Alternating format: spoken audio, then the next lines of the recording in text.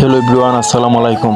সবাই কেমন আছেন? আশা করি সবাই ভালো আছেন। আমিও আলহামদুলিল্লাহ ভালো আছি। আজকের ব্লগটি খুবই গুরুত্বপূর্ণ একটি ব্লগ, তো সবাই দেখবেন প্লিজ। আপনারা হয়তো মনে করতে পারেন যে আমি কি পরিষ্কার করতেছি, হয়তো জঙ্গলে মনে হয়, এরকমটা হয়তো ভাবতে পারেন।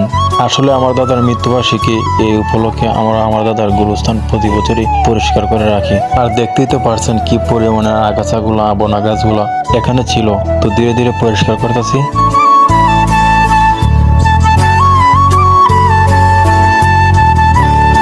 আশেপাশটা মোটামুটি ভালো করে পরিষ্কার করা হয়ে গেছে।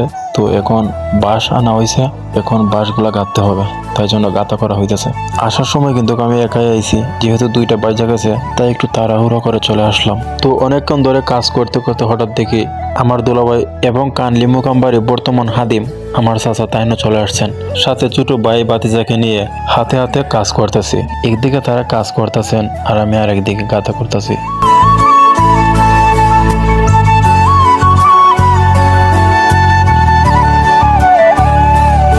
তো আপনাদেরকে একটা কথা বলতে ভুলে গেছিলাম, আজকে হলো রবিবার, আগামীকালকে সোমবার। তো সোমবারে এশার আজানের পর আপনাদের সবার দাওয়াত রইল, আপনারা সবাই অংশগ্রহণ করবেন। স্থান মুকামবাড়ি। এইবার কবরস্থানের উপরে ডালা পানি দিয়ে জায়গাটাকে লেপে নিব। আরো আগে থেকে কাদা মাটিগুলো ভিজিয়ে রেখে দিয়েছিলাম, তো এই জন্য মাটিগুলো নরম হয়ে গেছে আর আমার জন্য একটু সুবিধা হয়েছে।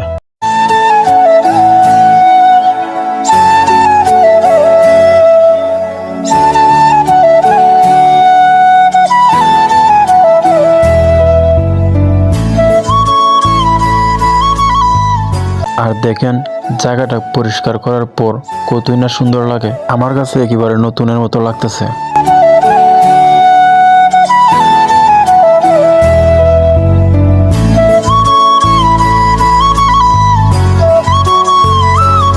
আমার দাদা কাজী মোহাম্মদ আরজু শাহ, তিনি ছিলেন আমাদের কানলি মুকামবাড়ির একজন কাদিম। তো হঠাৎ করে একদিন সন্ধ্যার সময় মুকামের ভিতরে বাতি জ্বালানোর সময় বাতি জ্বালিয়ে শেষ হতে না হতে তিনি দুনিয়ার মায়া ত্যাগ করেন। কে জানতো আমার দাদার এটাই শেষ বাতি জ্বালানো। আর আমার দাদা ছিলেন একজন ভালো মানুষ, সবার সাথে হাসি খুশি ভাবে কথা বলতেন, সবার সাথে মিলেমিশে থাকতেন। আর এইগুলা কথা আমার মুখ দিয়ে বানানো কথা না, যারা যারা আমার দাদার সঙ্গে চলছে মিশছে তারাই বলতে পারবো আমার দাদার লোক হিসেবে কেমন ছিল। মাশাল্লাহ, আগের তুলনায় এখন অনেকটা সুন্দর লাগতেছে। আলহামদুলিল্লাহ, আল্লাহর রহমতে যেটুকু করেছি আল্লাহর কাছে শুকরিয়া।